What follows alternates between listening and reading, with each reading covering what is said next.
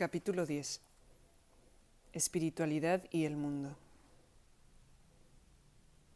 El trabajo espiritual serio puede parecer tedioso y exigente para el ego, pero es interesante para el espíritu, que ansía volver a casa. La conciencia busca su hogar de manera innata. Al hacerlo, se encuentra con obstáculos ante los que puede retirarse a veces, y esto puede producir periodos de reflexión y reorientación. Los periodos de resistencia e incluso de desaliento son normales y esperables. Su resolución a menudo es producto de la recontextualización. Aunque la voluntad personal y la motivación, así como la mente y el intelecto, son herramientas poderosas, por sí mismas no tienen la fuerza para descoyunturar el ego porque forman parte de él. Sin embargo, cuando el buscador llega a estar dedicado, la fuerza de la voluntad espiritual, a través de la presencia del ser, le brinda el poder necesario. Debe admitirse que el trabajo interno que surge como consecuencia del compromiso con la iluminación a veces se experimenta como difícil e incluso arduo. Aunque esto se debe a las resistencias, la aparente dificultad puede provocar desánimo o la tentación de abandonar el objetivo. Sin embargo, esto también es algo que cabe esperar, y basta con incluirlo en el material que ha de ser procesado. La contemplación produce comprensiones que son consecuencia de la redefinición y la recontextualización. Entretanto, continúan las otras prácticas espirituales, como la meditación, la oración, el servicio y las actividades grupales. El proceso de dejar ir se topa con fijaciones internas y con adicciones a las diversas atracciones y recompensas del ego. A veces es útil realizar retiros periódicos y otras veces es beneficioso involucrarse en actividades espirituales. Con frecuencia, el obstáculo que parecía imposible desaparece y se resuelve misteriosamente de manera espontánea. Además de las resistencias normales, que son innatas al ego y, por tanto, en realidad no son personales, también hay tendencias heredadas que son consecuencia de factores kármicos. A veces, es posible intuirlos mediante la oración e incluso mediante la investigación específica, como las técnicas de recuerdo de vidas pasadas. Los patrones persistentes indican que la fuente del problema todavía es inconsciente. Una técnica de descubrimiento útil es suponer que hay un aspecto reprimido en el inconsciente y que el inconsciente no es solo personal sino también colectivo, tal como describió Carl Jung. Así, ciertos problemas simplemente son la herencia kármica del ser humano. En la práctica, por ejemplo, si otras personas parecen persistentemente crueles o rudas, puede ser beneficioso perdonar y rezar pidiendo ayuda para ese aspecto escondido de uno mismo que es cruel, rudo y se resiste a perdonar. Estos aspectos pueden ser aceptados puesto que en cierta medida son impersonales y, sin embargo, como ser humano participante, uno es responsable de ellos. Por ejemplo, si otros parecen egoístas o tacaños, se puede rezar por el aspecto de uno mismo que es así. Con frecuencia, sorprende descubrir que hay una tendencia tan profundamente reprimida que muy bien podría ser solo una consecuencia de la herencia y de la experiencia humana. Ascetismo. Se trata de una práctica útil en ciertos periodos, y mediante ella uno alcanza el desapego de los sentidos y de su búsqueda interminable de placer y sensaciones. El éxito produce una sensación de logro. Los sentidos buscan placer a través de la diversión, la excitación y el atractivo de seducciones que incrementan el apetito y el deseo. Tienen su origen en la fase animal de la evolución y en los instintos. Una técnica útil para superarlos es retrasar la gratificación de los deseos sensoriales y antes de tratar de satisfacerlos, entregar el resistirse a las sensaciones o el desearlas, por ejemplo el anhelo, sin etiquetarlas. En realidad, uno no experimenta hambre, que es una designación, una etiqueta y un diagnóstico. Las sensaciones físicas reales son solo eso, sensaciones físicas, y no son una necesidad. Cuando se ignoran y se entregan, ceden y desaparecen. Por lo tanto, si hay deseo, ignóralo y enfócate en las sensaciones mismas. Sorprendentemente, en unos minutos, el anhelo se disipa. Otro truco consiste en comer solo cuando no tienes hambre, en comer profilácticamente con anterioridad para evitar que el hambre resurja después. Este proceso es como desprogramar el condicionamiento pavloviano. El ascetismo puede ser una disciplina que se introduzca en la vida diaria sobre una base modificada y se mantenga como estilo de vida. Conduce a la economía de tiempo, energía, dinero y otros recursos. Resulta liberador descubrir lo poco que uno necesita realmente para subsistir, funcionar y disfrutar de la vida. Renunciación. Este es un tipo tradicional de retiro espiritual del mundo y a veces se realiza por periodos variables, como por ejemplo durante un fin de semana.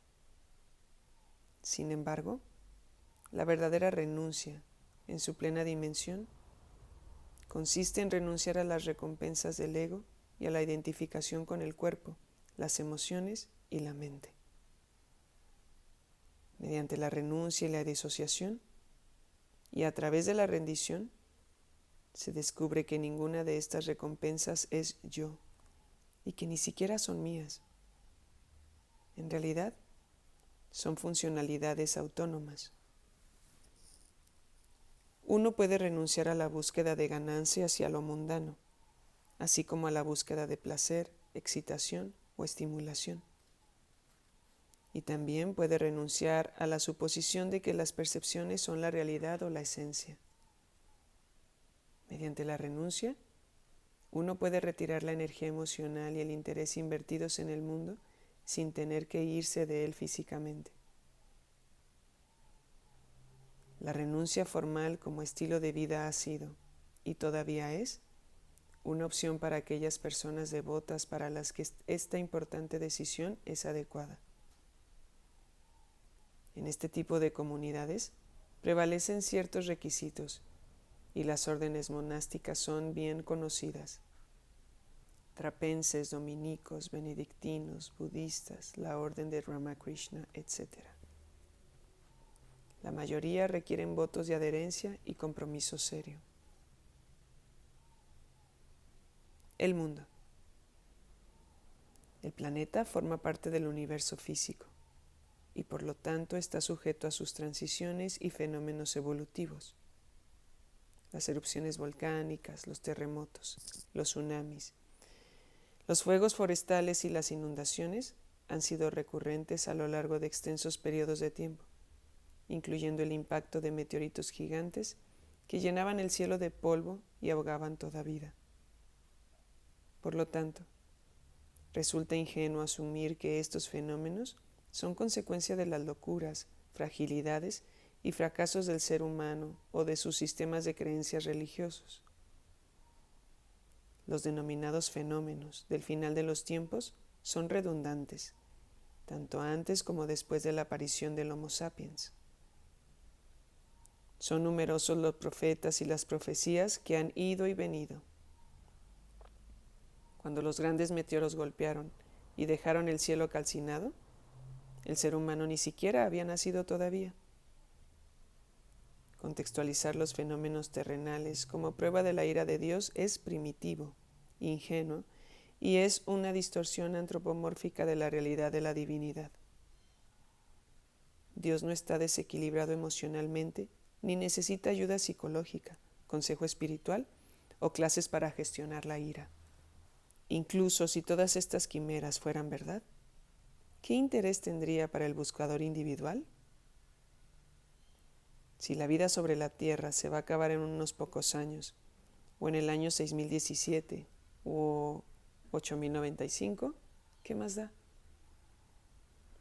¿Qué tiene esto que ver con nuestro nivel de evolución espiritual? Los sabios renuncian a la histeria pública o a los suicidios en masa por haber divisado un cometa en algún punto del espacio.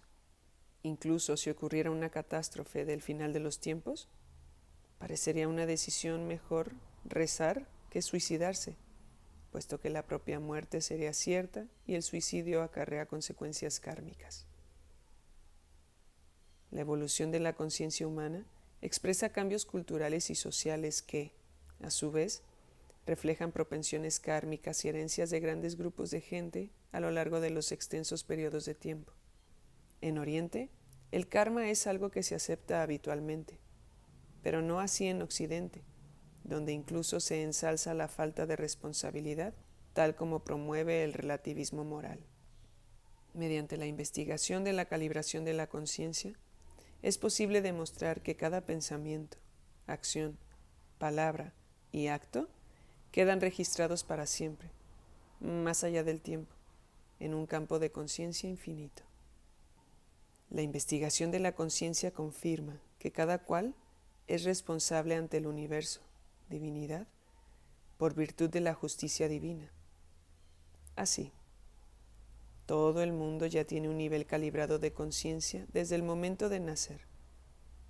La vida no es accidental ni arbitraria, ni tampoco se basa en la anarquía. Los niveles de conciencia estratificados influyen en función de sus poderosos y prevalecientes campos atractores, a través de los cuales lo parecido va a lo parecido, mediante la atracción y el alineamiento. Pregunta: como personas espirituales, ¿cuál es nuestra responsabilidad con relación a los sucesos que ocurren en el mundo? Respuesta: esto depende del nivel de conciencia prevaleciente que uno tenga. La confusión surge de la mezcla de niveles. Actuar de acuerdo con los principios espirituales de misericordia, perdón, amor y compasión es aplicable a todos los niveles, por supuesto, pero la manera de interpretarlos y lo que se entiende que significan con respecto a la acción depende de la percepción y del grado de madurez espiritual. La vida en la tierra ofrece muchas oportunidades kármicas no solo de adquirir buen karma, sino también de deshacer el karma negativo. Por ejemplo, grupos y poblaciones enteras han acumulado consecuencias espirituales positivas y negativas como resultado del salvajismo bárbaro, tal como se sigue reflejando en los titulares de nuestros días. Así, hay deudas espirituales, como así también hay beneficios. Aunque se suele creer que el cristianismo no enseña la existencia del karma, esto no es cierto. Sí que la enseña, pero no emplea este término concreto. El cristianismo enseña que el pecado y la virtud tienen consecuencias muy distintas para el alma después de la muerte. Esto incluye las alternativas kármicas del cielo, el infierno y el purgatorio. Además, una enseñanza tradicional dice que el hombre nace en pecado debido a la caída de Adán y Eva, y por lo tanto se ve afectado kármicamente por entregarse a la tentación y negarse a obedecer a Dios. Posteriormente, la misericordia de Dios está representada por la venida de un Salvador nacido para redimir al ser humano. Como dijo Jesús, nadie llega al cielo sino a través de mí. En el budismo está la tierra del loto, cielo, en la que un aspecto de Buda aboga por el ser humano.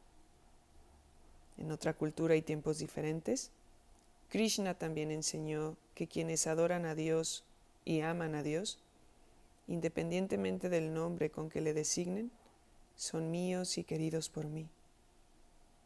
Esta misma enseñanza se presenta en el Salmo 91. El principal regalo espiritual de la existencia humana es la oportunidad de que, mediante las opciones del propio libre albedrío, es posible elegir o rechazar la divinidad, independientemente del nombre con el que se le conozca. Así, como señaló Buda, la vida humana y el permiso de encarnar como ser humano son grandes dones en sí mismos. Los asuntos del mundo se perciben e interpretan de acuerdo con el propio nivel de conciencia. Por lo tanto, el mundo puede parecer trágico, triste, desdichado o atemorizante, o, por el contrario, puede resultar tentador, excitante y desafiante. En la parte alta de los 500, se le contempla con compasión y se le ve como belleza. En los 600 se le ve pacífico. Y después, en los 700, como dijo Ramana Maharshi, el mundo que ves ni siquiera existe. Por lo tanto, entrégaselo a Dios. La vida humana es una importante oportunidad espiritual para que evolucione la conciencia e incluso para alcanzar la iluminación. Es una expresión del don de la vida, a través del cual uno puede finalmente realizar el ser. La vida mundana y temporal es transitoria y breve, pero tiene consecuencias a muy largo plazo. Por lo tanto, lo mejor es atesorar esta oportunidad con gratitud. El trabajo espiritual es, en y por sí mismo, una expresión de aprecio por el don de la vida. Pregunta: ¿pero qué hay de las vicisitudes de la vida? Respuesta: cada una de ellas contiene un regalo oculto. A veces es una oportunidad de deshacer el sufrimiento que se causó a otros en el pasado. A veces, el sufrimiento se debe a la resistencia y es consecuencia de la voluntad personal del yo, y por lo tanto ha de ser entregado. Una actitud general de rendición es muy útil, y mediante la rendición se revela el regalo oculto. La manera de gestionar una situación específica depende de cómo se conceptualice y se contextualice, y por lo tanto, de lo que parezca significar. Pregunta: ¿un suceso dado es una oportunidad o una tentación? Respuesta: desde el punto de vista de la conciencia misma, uno podría decir que en realidad el mundo es amorfo y que todo significado se deriva del valor proyectado, de la interpretación perceptual y de proceso mental. Si la lección predominante que surge en cierto nivel de conciencia es la de no apegarse al éxito, al deseo o al placer, podríamos rechazar las tentaciones del mundo. Asimismo, la entrega de los posicionamientos podría dar como resultado la decisión de entregar el mundo a Dios. En una situación similar, una persona podría ver un suceso mundano como una llamada al servicio desinteresado. Otro podría verlo como una llamada a asumir una postura íntegra, o podría negarse a asumir ninguna posición por ver ese suceso como un reflejo de la percepción y considerar que cualquier posición es vana y egoísta. No tiene sentido saltar a salvar al mundo, cuando el mundo percibido solo es una ilusión hecha de suposiciones, interpretaciones y valores proyectados. El estudiante íntegro elige lo que le parece más elevado, y en realidad evolucionar espiritualmente es el mayor regalo que uno puede dar al mundo. Esto se realiza por virtud de lo que uno es, y no solo de lo que uno hace. Los verdaderamente grandes han ido y venido, y lo que dejaron atrás fue la consecuencia de lo que eran y de aquello en lo que se estaban convirtiendo. Pregunta: entonces, ¿la renuncia es un suceso interno y no externo? Respuesta: no involucrarse significa actuar sin desear ganancias.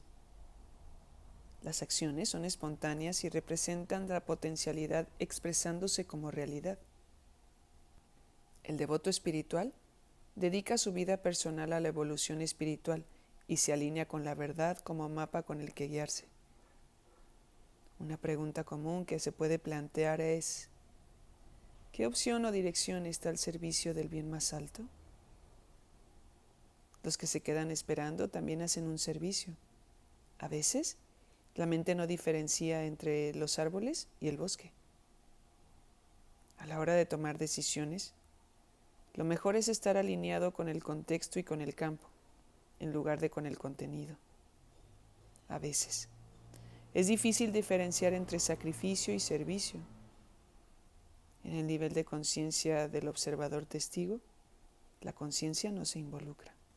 Sin embargo, si se perfecciona en una etapa posterior, puede volver a participar debido a que no está involucrada, lo que es consecuencia de haber entregado los apegos, las atracciones y las aversiones.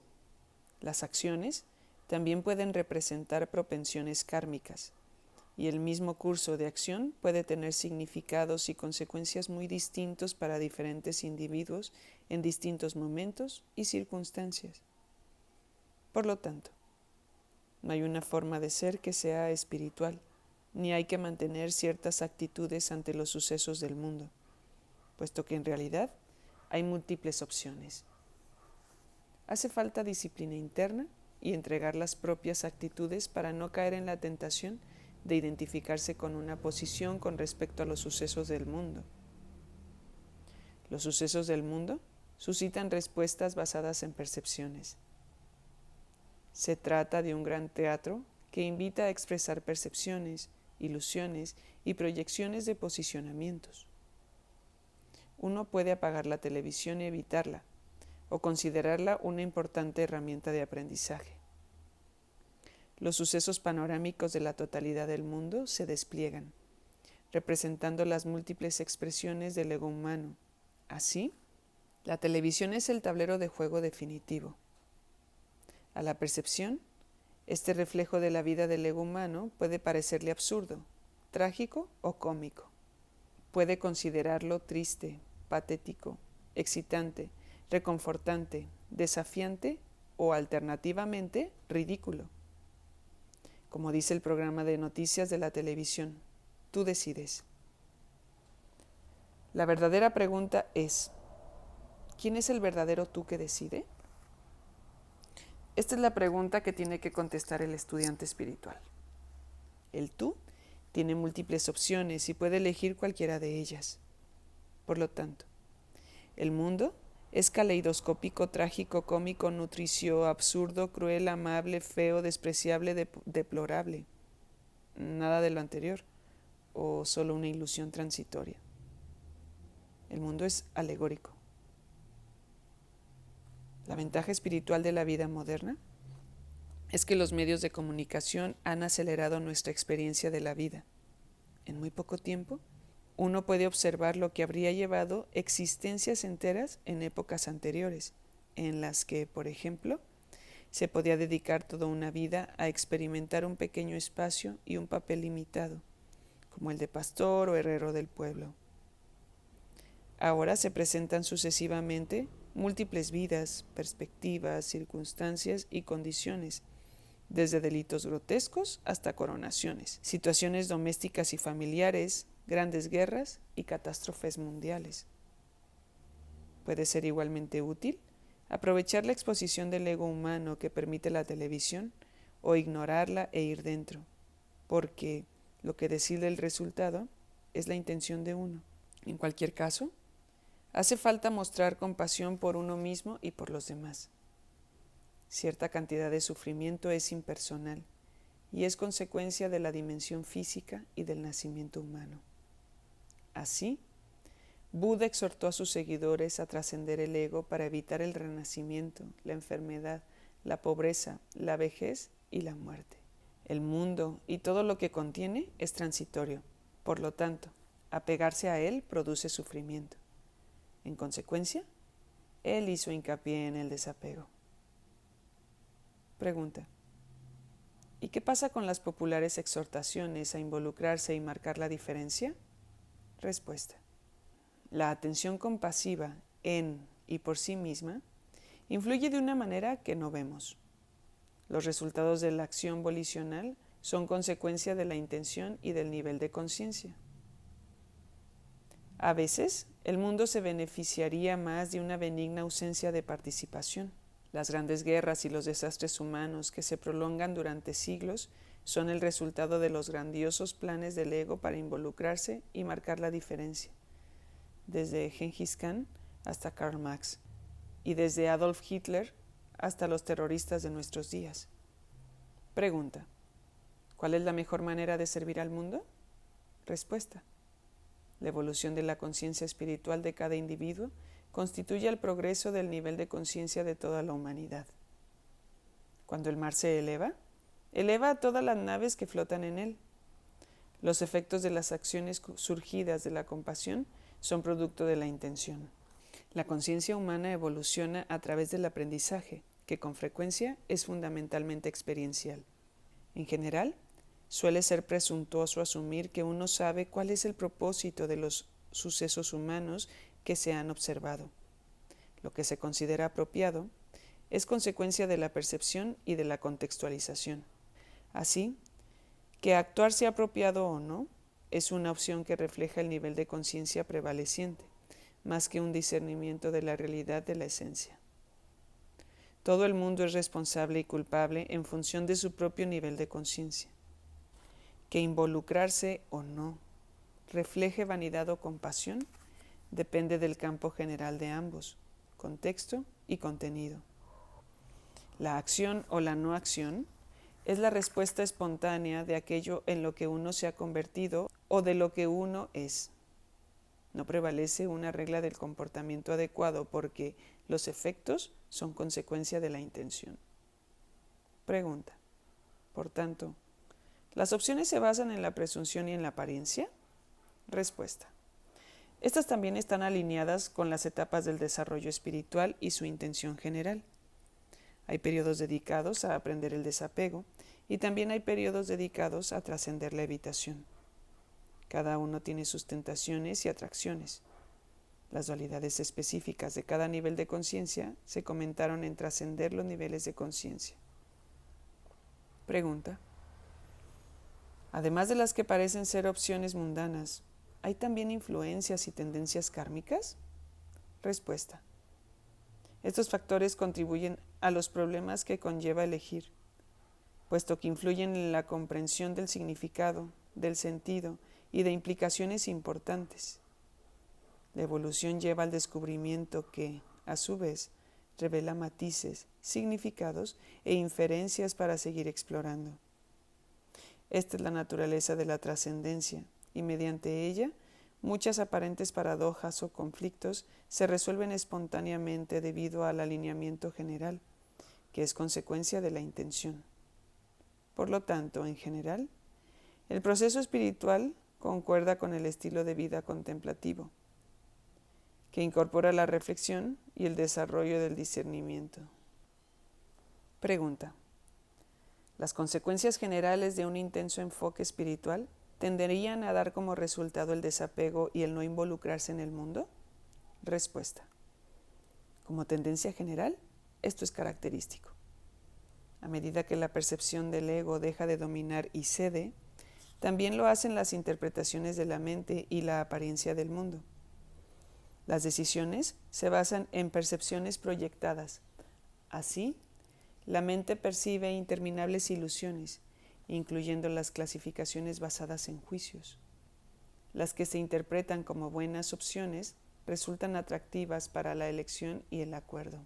Los patrones de conducta son el resultado de sistemas de creencias, que a su vez son consecuencias de los sistemas socioeducativos prevalecientes, tanto explícitos como implícitos. Así, el deber llama mediante expresiones tanto declaradas como sutiles. Adoptar el camino de la devoción no dual recontextualiza la obligación hacia la búsqueda de la verdad, en lugar de involucrarse en la acción y en el mundo. La mejor manera de servir al mundo concuerda con la comprensión que se tiene de él. Pregunta: ¿qué visión del mundo le es más útil al estudiante espiritual, devoto, buscador? Respuesta: presumir que el verdadero propósito del mundo es perfecto y que solo Dios lo conoce completamente. Verlo como neutro en general, pero con el beneficio de que provee óptimas oportunidades para el crecimiento espiritual y la evolución de la conciencia. Es una escuela para la iluminación y la revelación de la divinidad, mediante la cual la conciencia, consciousness, awareness, vuelve a despertar a su fuente. Así, buscar la iluminación en y por sí mismo sirve al mundo y a Dios. Pregunta: ¿pero qué hay de la guerra? Respuesta: esta es una de las preguntas favoritas de los estudiantes espirituales. La guerra es consecuencia de la falsedad, tal como la paz es la consecuencia de la verdad. La guerra ha prevalecido durante el 93% de la historia humana. Es endémica para el ego. Ser antiguerra también es una posición del ego que presume omnisciencia. Por lo tanto, es más avanzado rendir el mundo y sus guerras a Dios. Odiar la guerra solo es otra expresión de odio, ¿cierto? Es mejor amar la paz y llegar a sentir una compasión libre de juicio por las guerras del mundo y sus participantes influidos kármicamente. El que protesta robaría a otros seres humanos sufrientes la oportunidad de deshacer el karma negativo y de alcanzar la salvación. El sufrimiento y la muerte son consecuencias del ego y de sus posicionamientos y percepciones. Para servir al mundo de manera óptima, busca la iluminación y la trascendencia de las ilusiones, en lugar de contribuir a ellas. La omnisciencia es una cualidad de la divinidad, no de la percepción humana. Ten cuidado de que el ego espiritual no se politice. El buenismo es una trampa para los ingenuos e inconscientes. Estate a favor de la voluntad de Dios y de la divina providencia para el mundo y la humanidad. La mejor manera de servir al bien más alto concuerda con el nivel de conciencia prevaleciente del observador. No hay una única respuesta para todos.